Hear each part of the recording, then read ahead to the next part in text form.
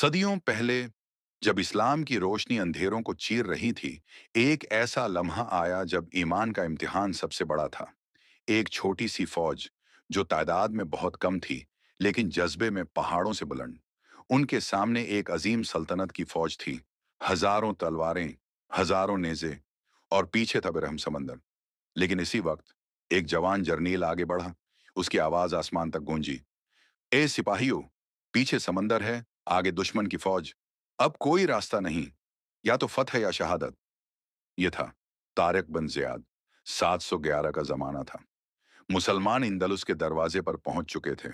तारिक जानता था कि ये जंग सिर्फ जमीन की नहीं, ये ईमान और इज्जत की जंग है। कहा जाता है कि उसने अपनी कश्तियां जला दें और कहा, वापसी का कोई रास्ता नहीं। अगर जीना है तो दुश्मन को शिकस्त देकर, वरना अल्लाह के रास्ते में मरकर। सिपाहियों के दिल दहल गए, लेकिन तारिक की ललकार ने उनके दिलों में आग भर दी।